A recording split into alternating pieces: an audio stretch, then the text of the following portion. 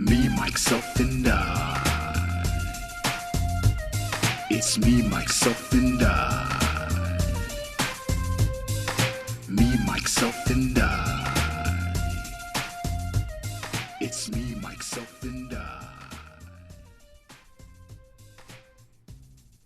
Hello and welcome to the Me, Myself, and I show, starring Mike Betancourt. Mike has been doing a fabulous thing this week. He has donated everything he owns to the Book of Hank charity. What? We can press more and more books. So if you want to be like Mike, you can call 1-800-572-1933 and donate all your money to me now. And now here he is, the man that's giving everything he owns to Hank, which is what we all should do. Call now and give everything you have. Mike Betancourt. I'm not donating everything. I'll donate my time, but... Michael, it's so wonderful that you're so modest. And I know, the phones are already ringing. Thank you to Michael's listeners for calling just like Mike. And I think, Mike, everyone should know that even though you don't have much, even though everything that you pretty much own is shit, the fact that you're giving it away is fabulous. You know what? I agree with you. For once, Chet, I agree with you, sir. I have a lot of shit I need to get rid of. So it's spring cleaning. Thanks. You were trying to put me down, but I agree with you. I would never put you down, Michael. That's not possible. I just did it again. See what I did there, Michael? I'm making jokes, Michael. Hey, I just want to apologize for last episode. I know we had a disconnection and we couldn't have you. I know you had some... Oh, that's fine, Michael. Like I said, everything you own is shit, just like your equipment. Whoa! I'm like one of those old vaudeville comedians right now.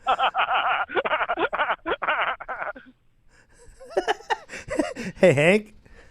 Yes. Not Hank. I'm sorry. Can you talk about the Book of Hank real quick? Well, no, we all are Hank. You're right. I'd You're like right. you to know, we all are Hank in ourselves. I am Hank. You are Hank. We are Hank. So why don't we you go? all are Hank. So. Hey, by the way, how's your hide the Jesus egg day go for you? I can't hear you, Corey. Can you raise up the volume a little bit? One more time, Hank. I said, Chet. how did your hide the Jesus egg day go? Hide the Jesus egg day. It was great. It was wonderful. How was yours? Well, Hank is a little different, but I'm a little confused. So Jesus poops the egg, and then it turns into a bunny, and then the world gets chocolate? We're gonna leave you on that one, okay, Chet? I'll see you later. I love you, but I love you too, and I'd like to leave Chet. you on one thing, Michael. Okay. Just remember, when you call today, if you give me everything, which you should, otherwise, inside you're going to die. Have a wonderful day, everybody. Yeah, I'm just gonna let that awkward pause hang for a little bit because that was pretty awkward, Chet. All right, cool. We got rid of him. Okay, welcome everybody. It's me, myself, and I. Episode Cuarenta, Seis. Huh? Cuarenta, Seis. And guess who's back in the studios, ladies and gentlemen? Emma Mikers. Guess who's back? Not me. Not myself. Not even I. The wonderful Cory Vincent is back. Hey. I don't know. Was I supposed to? Were you taking a shit? I mean, yeah, kind of. Okay. Well, welcome back, sir. I'm glad you're back. Thank you for being back in your own studio. Glad to be back. There was a lot of technical difficulties in the last episode. Oh, who was running the show? I don't want to say any names, but you'll find out. It was Eddie. Yeah. It was Eddie. Yep. It was Eddie. And he tries. You know what? He's no Corey. You spoiled me, man. No, he's definitely no me, but he tries. Hashtag no me movement. Yeah. Hashtag not my Corey. Hashtag not my Corey. That's what I'm going to do from now on. Speaking of hashtag not my Corey, it's time for the podcast of the day. And the podcast of the day that I highly recommend everyone to listen to is called Ear Hustle. Ear Hustle brings you stories of life inside prison. And holy shit, it's rough. Oh my God. It talks about the prisoners and what prisoners did before they got to prison, and it's hard to listen to, but it's very interesting to listen to, and I highly recommend you listen to it. Subscribe to that, and when you're done feeling sad and grateful for your life, then you come back to Me, Myself, and I, and it's cheerful and it's happy and it's wonderful again. So one more time, ear hustle, and then come back, subscribe to mine, and tell your friends about my show. So how was the vacation, Corey? It was great. I'd never been to Europe for vacation. It would be just for work, so I never got to experience things, but I spent a lot of time in Ireland and then some time in London, and then came home. Nice. So you went to Ireland on St. Paddy's Day? Yeah. Wow. How was that? Did they hate it? Do they hate St. Paddy's Day? No, from what I found from the Irish people is that they'll find any excuse to celebrate. Nice. So St. Patrick's Day, I think was actually, they celebrated it on the same day we do, and then again like on the 19th. And there was parades. Why the 19th? I don't know. I don't know. It's like actual St. Patrick's Day or something. I don't know. It was over there. It was weird. They had like a parade, live music everywhere. So it wasn't like it didn't exist. It definitely existed. We were up in Belfast. So they weren't offended? No. That's awesome. I mean, I didn't walk around wearing all green and talking like a leprechaun, so maybe that would have offended them. But if you had a whiskey in your hand, they wouldn't be offended because they know you would share it. Exactly. As long as you shared the whiskey. I think it's a common value is drinking and getting drunk. Like a lot of people get offended with Cinco de Mayo and stuff. Oh, you don't want to celebrate Cinco de Mayo, but the Irish, they don't give a shit. No. They even drink at funerals. I've been to. You ever been to an Irish funeral? I mean, I've been to the funeral of an Irish person, but not a legit Irish American. Irish American. Yeah. Did they get drunk? Well, see, they got drunk. Where two or more gather. What's that? I said where. Right. I think it's a sin if you don't drink by yourself. Yeah. So you have to drink. Yeah, no. There's tons of alcohol. Checked out distilleries. Went to the Jameson distillery. Nice. The Guinness brewery. I finally acquired a taste for Guinness. It took a while, huh? It took a while. I don't know why. Maybe because now I'm becoming a man at my old age. It's about time. I know. I'm trying. I'm really trying to become a man instead of a boy that's stuck in a child's body. But I was like, I like Guinness. Guinness is smooth. But I've always had a taste for whiskey and scotch. Oh, yeah, there you go. So, the oh my gosh, at Jameson, if you ever find yourself there, definitely attend their brewery, and their multimedia presentation was top tier, competing with Apple or Microsoft. Like, you go into there, it's a dark room, guy with the accent hits the lights, and then this presentation pops down on this makeshift map thing that's like telling the whole story of Guinness and like flames. It was nutty. It was really cool. Wow. Well, dude, if you're gonna go big and get drunk, you got to go big and get drunk. There, yeah. I think that's their motto. You can tell where their budget is for sure. Guinness was the same thing. Like, they had an amazing presentation, super informative. I don't really give a shit about how it was made and stuff, but there's plenty of opportunities to taste it, and like interesting things, like the guy who founded Guinness, the property that the brewery is on, he signed like a 2,000-year lease. Oh shit! For like £5 a month. Wow! So they're still on that same lease, paying like £5 a month. Nice. Which I'm sure back then was crazy. Or euro, where euro in Dublin. Yeah. I know what you meant. Thank you. I'm not one of those people. Don't you mean it's this? I hate when people do that. And especially when you correct yourself, you already know. There's no need for me to go, I was going to be a grammar Nazi on that one too. So don't worry.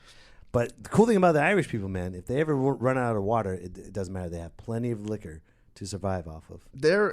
I just loved Ireland. No offense to London or England. You're okay, but you have nothing on Ireland. The people there were so nice. Anywhere you go to, like the bed and breakfast. London's filled with snobs? I don't want to throw the S word around, but yeah, kind of. That's the offensive word? Yeah. How dare you call us a snob? That is us as a trait of humans here in London. I don't want to be so mean, but after 24 hours in London, the first thing I thought was, I can see why we seceded now. The history books all make a lot more sense. I'd rather just stay in Ireland. Oh, I should have stayed in Ireland. Scotland. The forests are beautiful. The people were just nice. You had really engaging conversations with strangers. Like, They were always willing to share information of like where to go find the best food and stuff. Oh, food in Ireland. Oh, untouchable. I have new standards. I came back here, went to an IHOP for breakfast. I was like, this is bullshit. Like, why are we? It's IHOP though, so you kind of. I mean, but you went from cocaine to crack. If you think about it, I've never done either. Yeah, I was gonna say me but neither. I'm just saying the level, because rich people, they did a lot of cocaine and the poor people did crack, and then you go to IHOP, that's crack for restaurants. Bacon in Ireland at some of the restaurants I went to wasn't bacon here. It was like a big slice of ham with bacon on the outside. Oh yeah, like the food. Like when you ordered something, I was I don't think you could be a vegetarian in Ireland either. You shouldn't. I think that's against the law. That's when they start looking at like, oh, he's from London. he's from London. Did you have a good Easter? Yeah. Time with family. It was good. Mine was good. It was it was relaxed. I went to church. Hell didn't freeze over, and God accepted me in. So it was awesome. My kids, they didn't want to go, and I get it. I'm not the type of person that's gonna force them to go to church. If you want to go, you want to go. If you don't, you don't. That's how I'm gonna look at it. I'm gonna talk. They're still great, amazing human beings. My wife and kids. It's just the going to church all the time is just not their thing, and I respect it because I was forced going to church ever since I was little. I hated going to church. I didn't want that to happen to them. So I was like, hey, you go. And it was perfect. No one would text me because my phone was off. I was talking with God, hanging out with him, and it was peaceful. I was like, this is my nice little getaway. Yeah. No, that's great. Yeah, it was cool. It was fun. And then I came home, and in-laws came over, and there was absolutely zero drama. So that's bizarre. Life is good because Christ is risen. Yeah. So and nothing happened on April Fool's Day. Usually that's the comics holiday, and I thought people were gonna, April Fools, we're all gonna have drama now, but no, it was good. Yeah, I feel like that was an interesting thing. I hate April Fools on the internet. I hate it because it's so obvious, and it's just to me. Hey guys, yeah, blah blah blah, whatever. Yeah, it's something outrageous or something stupid. Just a bullshit thing, and then occasionally, I guess I'm really bitter because sometimes there is a good one where you're like, oh, that's so cool, motherfucker. Why would you do that to me? And so I don't know. I just dislike that holiday, but maybe everyone was busy with their families doing actual things. That it was just a side note. It was the reverse April Fool's Day. Yeah, well, it's a double whammy. You can't outshine Jesus. You just can't with another holiday. You got God, and then you got comedy. I'm sorry, comedy. I love you. You're my thing, and you've been a part of me for so long. But you can't outshine Jesus. You just can't. When you die on the cross and you come back from the dead, then you can outshine him. But if you can't, I did see on the internet, Happy Zombie Jesus Day. Zombie Jesus. That sounds like a rock band. Give it up for Zombie Jesus. Nail us to the cross. Zombie Jesus. Zombie Jesus.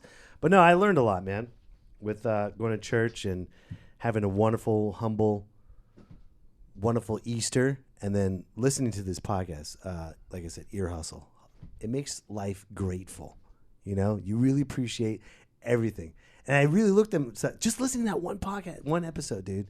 It was like, oh, I need to stop being so jaded with everything. Like our 2 episodes prior, when I talk shit about the Oscars and stuff. Oh, by the way, I saw Shape of Water. Me too. It was good. Yeah. It was really good. Visually and music and everything, and I feel like a jackass for talking shit about it. I was like, fuck Splash. Shape of Water is good. What the fuck was wrong? You know what was wrong with me? I didn't have material that day. I was not prepared. I woke up late, and I said, all right, let me just talk about the Oscars. Let me stretch it. But you know what? I stretched the material, but I wasn't honest with you, Emma Mikers. That's the thing. I wasn't honest with you. I stretched the material on my Oscar episode, but then I should have said, you know what? I'm out of material. This is me just stretching it. But it made me really opinionated. And you know what it made me sound like? Since I didn't see The Shape of Water, it made me sound like a Trump supporter. How do you? Okay. I'm with you. If you go back and listen to the Oscar episode, I sound like a Trump supporter, very ignorant person that had no research on any knowledge of this topic. And then, hold on, for all the Trump supporters, there's two types of Trump supporters. First Trump supporter is the ones that are actually Republican supporters. They support the Republican Party, and they will do anything and everything to make sure the Republican Party stays on top of the Democrats. Then you have the other Trump supporters that are, hey, man, ignorant and stupid, and Trump, white power, and that's what I sounded like. I sounded like this guy. You ever seen The Shape of Water? Nope, but I think it's stupid. Trump! That's what I sounded like. I don't know. To be fair, like, I can't discount anything you riffed on that day because it is Splash still. At the end of the day, those scenes, you can't change those scenes side by side. It's Splash. But visually, though. It was it executed like a top tier movie? Hell yeah. But like, it's still Splash. Like, yeah. But you know what? Right. My buddy, last episode, David Liu, he came to the show. He's got a bone to pick with you. With me? Yeah. Oh, perfect. So the drama starts now. It's going to be wrestling drama because he was really agitated because I talked shit about the Oscars because he loves the Oscars. I'm like, okay. And then he just came on the show and he's like, where's Cory? I was like, holy shit, dude, calm down. You know? What did I do? You have to listen to the episode and we'll build it up. Wait, no, he can't tell me that. We're going to build it up. I have to wrestle a guy? Is that what you said? No, you're not going to wrestle him. Oh, okay. He's going to come on the show again and then you need to talk shit to him. That's a weird situation to put me in. It's not. No, he's going to come on the show, and you got to talk shit to him. No. He's going to talk shit. You talk shit back. Okay, that's what it is. A shit talking. Okay. Yes, it'll be a good old shit talking. So yes, good old fashioned shit talking barn burner. No, but listen to the previous episode. Oh, okay. Okay. All right. Listen to David's anger about the Oscars, and then he wanted to smoke a vape in here. Oh. And you know what I said? I was like, no. He's like, why not? I was like, this is not my studio. This is VGB Studios. And Cory's not here. And Eddie was like, I wasn't going to say anything. I was like, no, this is not my studio. No fucking way. That should have been Eddie's job. That's right. Yet another thing Eddie does wrong. I guess, again, hashtag not my Cory. I was going to say now this is hashtag not my Mike because he just, oh my God. What do we pay that guy for? But I call him out, and he even said the reason why I'm calling him out because he even said on the episodes, I can't even vape in here because Mike won't let me. I'm like, no shit. I got your back, Cory. Got your back, one Hondo. Well, before we go, like I'm perfectly fine with vaping and smoking in just about any capacity. But, however, as my years as working as an broadcast engineer, you just don't smoke around electronics. Any kind of smoke, whether vape or whatever, can damage electronics. See, I didn't think of that. You know what I thought of it? I thought of it as a disrespectful thing. That's what I thought of it. Because there's that too. You're going into someone else's house that's not even here. Even if you don't, there's no vape. The fact that you're smoking in someone's house that you never met and they're not even here. Even if they say it's okay, I wouldn't do it. Yeah, no, me neither. I wouldn't do. That's like touching another man's grill. You know? Never do that. I've never, ever in my life touched another man's grill. Unless the other person was saying, hey, can you flip those for me or whatever? Do you mind keeping an eye on it? Blah, blah. If they tell me to, sure. Because guess what? It's barbecue season. And I love barbecuing. And I can't wait to barbecue more. But don't touch my fucking grill. Yeah. You know? That's man law. It's crazy. Man law. Express written consent. What's that? You need express written consent. Right. And you say, are you sure? And then if they say yeah, then you go do it.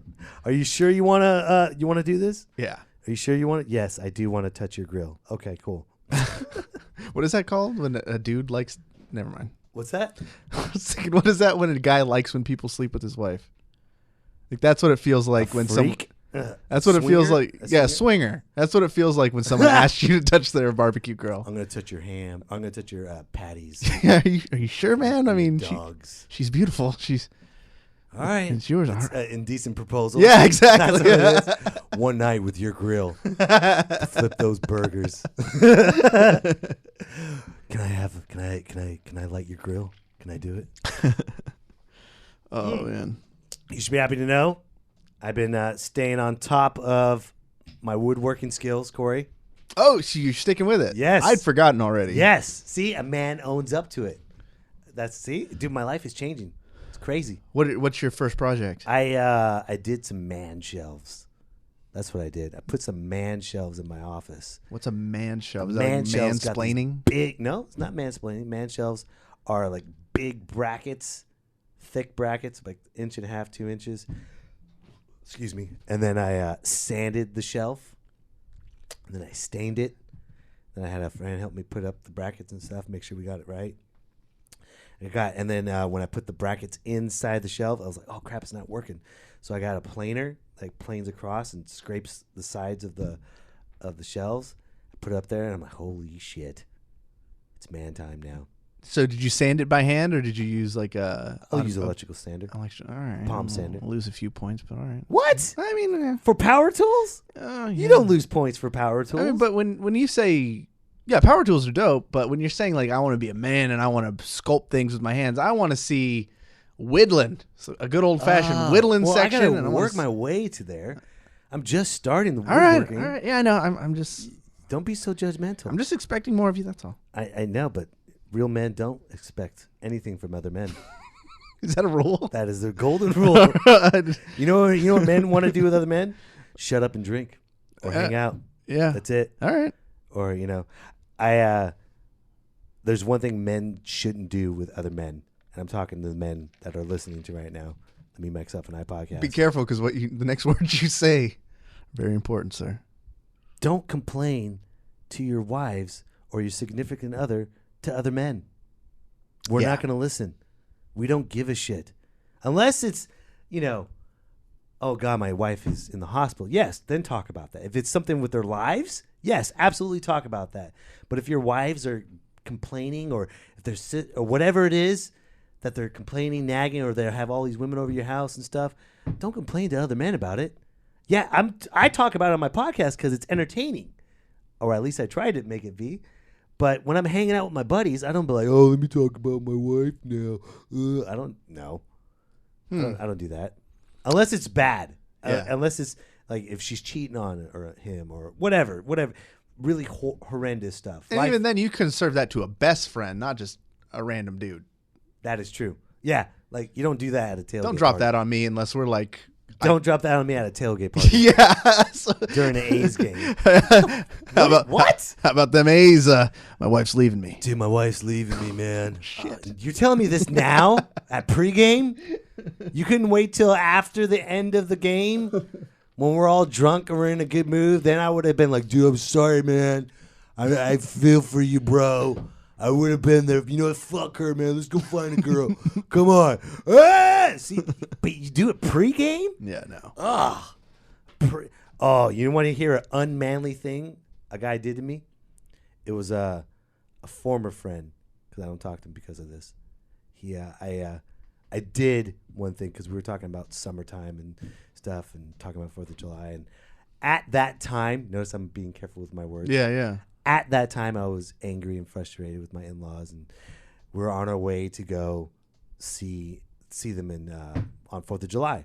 And I didn't want to go, and we have kids, and we had a lot to relate to, and we talked about it. And, he was like, man, don't feel... Basically, he gave me great advice, but it wasn't I was complaining to him. I just had to get it off my chest, and I talked about it for about 5-10 minutes.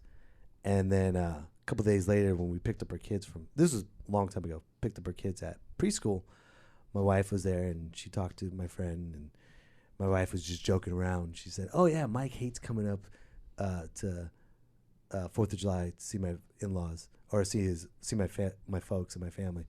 And guess what this motherfucker said? I know. Mike told me everything about it. Oh. And I looked I was like, what the fuck? I wasn't really trying to curse today, but that's a what the fuck moment. He, in front of my wife, say, I know. Mike told me all about it. Broke the man code. 100%. 100%. And I was like, what was the fallout? What was the fallout? Did you just stop talking, or was there a follow up? I I didn't trust him after that, and I was like, oh God, I can't. And my wife, she got mad and angry, as she should be. She doesn't want to hear me badmouth her family. No, does anyone, I love her family, but at times I'm just, that's all I have to say. You know what I mean? But of course she's going to be angry. Of course she's going to be mad. But you're going to talk to them about it, but you're not going to talk to me about it? Even if she doesn't want to hear it, I still have to confront her about it. But this guy, I'm like, what the fuck are you doing? What are you doing? And I was telling the story to my other friends about that, and they're like, oh man, he's still caged. He doesn't have his manhood. Because a man don't do that. We don't do that. If we complain, we either go hit something, run, go do something, complain it to your friend. I thought he was my friend at the time, and then he just nope. Like if I got pulled over by the cops and I was highly intoxicated and he was a passenger, he would definitely rat me out in a heartbeat. He'd be like, "He's drunk, officer, and he's been smoking. He's been doing it." He just picked me up. I was looking for an Uber, and I don't know him. No, I don't know this person. That's the type of person he would do. If America becomes like a Nazi state regime, and they're looking for people in the attic, he would rat you out. He's flipping. He would rat you out. They're upstairs. They're upstairs. Please, hail Trump. Hail Trump. I don't like him. Why didn't you vote for Trump? I will now because Mike told me not to. Mike told me not to vote for Trump. That's what he said. He said, don't vote for Trump. But, I don't know that guy anymore. And that's a wonderful thing. I remember one time, dude, when you have kids, life really changes. It's not like you can't choose your friends or enemies anymore, because what if your kids get along with their kids? And you're like, fuck. And you want to be a good parent. You want to be a good person. And you want to always look past their flaws, because we all have flaws, and I get it. And it's really, really hard to separate it, especially when you don't like that person. I've never thought about it through that scope, but I could see that being problematic. Oh, it's a huge problem. But you have your kids to have fun and enjoy their childhood. If they click it with their friends, it's not the parents' fault, But do you got to worry about when your kids go over there that they're not getting like brainwashed to be like their? Because I'm assuming kids are like their parents. No, my kids are strong enough not to be brainwashed. From here on out, at their age, they're strong enough, and they have a wild, vivid imaginations to think for themselves. So when they come home, they don't go, well, Susie's parents had organic strawberries. No, because they come into our house. It's our house. They know that.